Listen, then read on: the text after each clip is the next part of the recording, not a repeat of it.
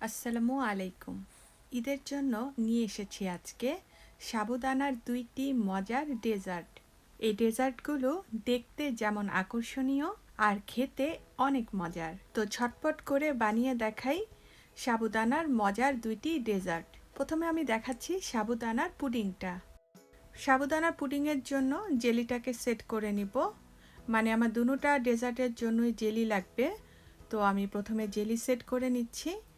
জেলির প্যাকেটের গায়ের ইনস্ট্রাকশন দেখে বানিয়ে নিতে হবে, মানে জমিয়ে নিতে হবে জেলি।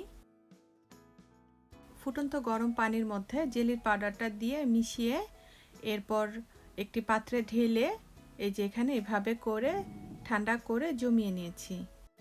এখন ছোট ছোট টুকরা করে কেটে নিতে হবে জেলিগুলোকে।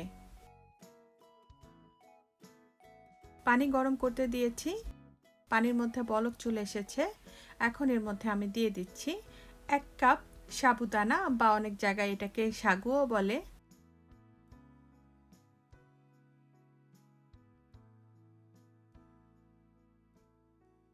জাল দিতে দিতে সাবুদানাগুলো যখন এরকমটা ট্রান্সপারেন্ট হয়ে যাবে, মানে সাবুদানাটার মধ্যে আর কোনো সাদা কিছু দেখা যাবে না, একদম স্বচ্ছ হয়ে যাবে, তখন চুলা থেকে উঠিয়ে নিতে হবে।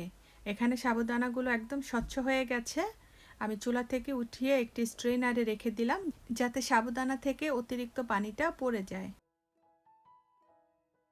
চুলায় আরেকটি হাঁড়ি রেখে আমি এখানে দুধ জাল দিচ্ছি। দুধ এখানে আমি নিয়েছিলাম প্রায় ৩ কাপের মতো।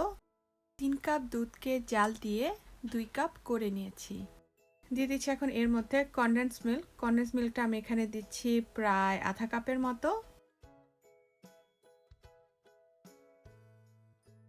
আর দিচ্ছি এখানে ৪ টেবিল চামচ মালাই। মালাইটা না দিতে চাইলে না দিলেও হবে।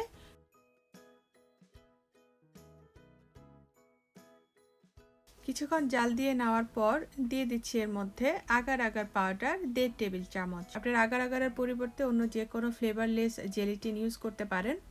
এমনকি আগার আগারের যে থ্রেডগুলো আছে সেগুলোকে ছোট ছোট টুকরা করে নিয়েও বানাতে পারেন। আর পরিমাণটা এমনই হতে হবে ১.৫ টেবিল চামচের মতো। আগার আগার পাউডারটা মিশিয়ে নিয়ে দিয়ে দিচ্ছি এর মধ্যে কিছু পরিমাণ বাদাম। এখানে আমি বাদামগুলোকে ছোট ছোট টুকরা করে নিয়েছি। এখানে আছে পেস্তা বাদাম, কাজু বাদাম আর কাঠবাদাম। বাদামগুলোকে মিশিয়ে নিয়ে চুলা থেকে নামিয়ে নিচ্ছি দুধটাকে। গরম দুধের মধ্যে সিদ্ধ করে নেওয়া সাবুদানাগুলো দিয়ে দিচ্ছি, দিয়ে ভালো করে মিশিয়ে নিচ্ছি। যে মোল্ড বা বক্সের মধ্যে আমি পুডিংটা জমাবো, সেখানে আমি ছোট ছোট টুকরা করে কেটে নেওয়া জেলিগুলো দিয়ে দিচ্ছি। এটা একটা প্লাস্টিকের বক্স, আপনার অন্য যে কোনো টাইপের বক্সের মধ্যেই পুডিংটাকে জমিয়ে নিতে পারবেন। আমি সামান্য একটু তেল ব্রাশ করে নিয়েছিলাম এই মোল্ডটার মধ্যে, যাতে সহজে পুডিংটা আনমোল্ড হয়ে যায়। আর এই তো এখানে জেলি টুকরাগুলোকে দিয়ে দিয়ে পুডিংয়ের মিশ্রণটাকে দিয়ে দিলাম, দিয়ে সেট হতে দিব পুডিংটাকে। প্রথমে নর্মালি মানে এভাবেই রেখে দিব, এরপর নর্মাল ফ্রিজে রেখে একদম ঠান্ডা করে নিতে হবে। আমার এখানে পুডিংটা জমাট বেঁধে গেছে, একদম সেট হয়ে গেছে। এখন আমি আনমোল্ড করে নিচ্ছি। সাইডে দিয়ে এভাবে করে ঘুরিয়ে নিচ্ছি যাতে সহজে আনমোল্ড হয়ে যায়।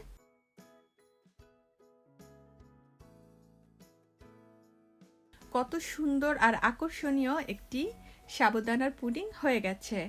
কিছু পরিমাণ পুডিংয়ের মিশ্রণ রয়ে গিয়েছিল, তো সেটা আমি আরেকটি ছোট বাটির মধ্যে জমিয়ে নিয়েছিলাম। অসম্ভব মজার ক্রিমি সাবুদানার পুডিং তৈরি।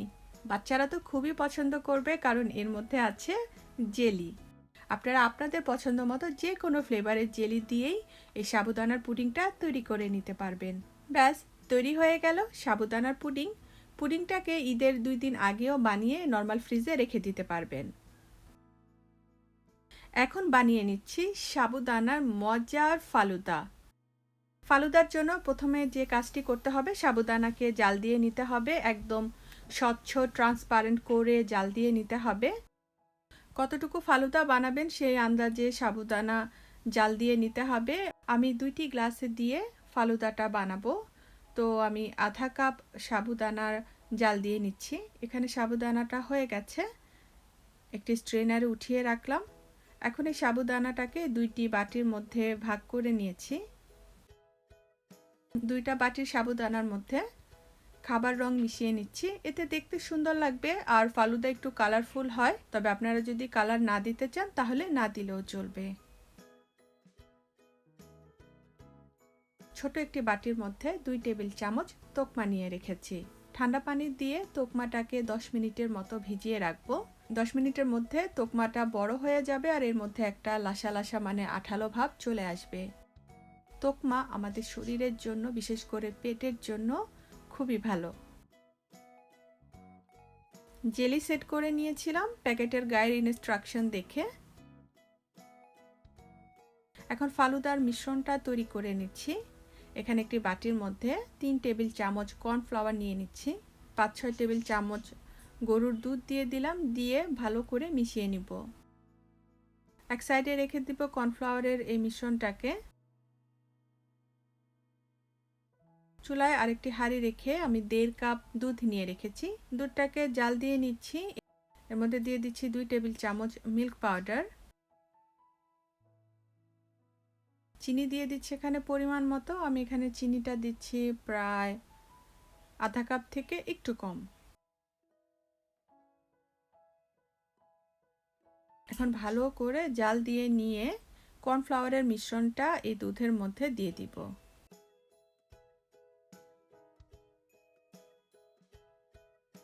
দিয়ে জাল দিয়ে এই যে এরকমটা ঘন করে নিব, একটু ঠিক করে নিব। ঠান্ডা হলে কিন্তু আরও ঘন হয়ে যাবে। আর মিশ্রণের মধ্যে বুদবুদি আসা শুরু করলেই চুলাটা বন্ধ করে দিতে হবে। আমি এখানে চুলাটা বন্ধ করে দিয়েছি আর এর মধ্যে দিয়ে দিচ্ছি 1 চা চামচ কেওড়া জল। আপনারা কেওড়া জলের পরিবর্তে ভ্যানিলা এসেন্সও দিতে পারেন, আবার কোনো রকমের কোনো ফ্লেভার না দিলেও চলবে, তবে দিলে কিন্তু অরিজিনাল ফালুদার ফ্লেভারটা পাওয়া যাবে। এখন একটি বাটির মধ্যে অর্ধেকটা ফালুদা মিশ্রণ উঠিয়ে রাখছি। আর বাকি যে ফালুদা মিশ্রণটা রয়ে গেছে এর মধ্যে আমি কিছু পরিমাণ রু আফজা দিয়ে দিচ্ছি। এটা পুরোপুরি অপশনাল। আমি রু আফজাটা দিচ্ছি গোলাপি রংটা আসার জন্য, আর রু আফজার ফ্লেভারটা তো ফালুদাতে মজা লাগে। এখানে আমি কিছু কালারফুল নুডলস সিদ্ধ করে নিচ্ছি। কালারফুল নুডলস যদি না থাকে তাহলে নর্মাল যে নুডলসগুলো আছে সেটার মধ্যেও কালার দিয়ে কিন্তু আপনারা ইউজ করতে পারবেন, আবার একদমই কালার না দিলেও চলবে। আমি এখানে নুডলসগুলোকে সিদ্ধ করে নিচ্ছি। নুডলসগুলো সিদ্ধ হয়ে গেছে, একটি স্ট্রেনারে তুলে রাখছি। এখন একদম ঠান্ডা করে নিব নুডলসটাকে।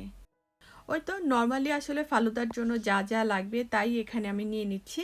এখন দুইটি গ্লাসের মধ্যে আমি একে একে ফালুদার সবগুলো উপকরণ দিয়ে সাজিয়ে নিব। প্রথমে নীল কালারের সাগুদানা দিয়ে দিচ্ছি, রু আফজা দেওয়া ফালুদার মিশ্রণটা দিয়ে দিচ্ছি,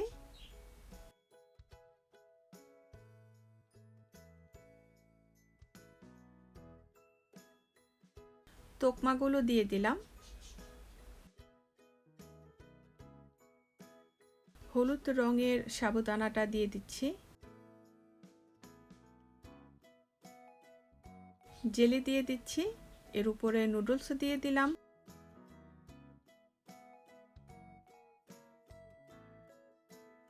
আবারও জেলি দিয়ে দিলাম, সাদা ফালুদার মিশ্রণটা দিয়ে দিচ্ছি,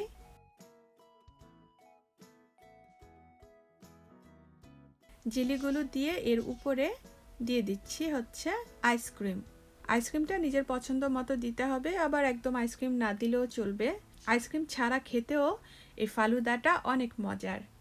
একদম রংধনুর কালারের সাবুদানা ফালুদা তৈরি।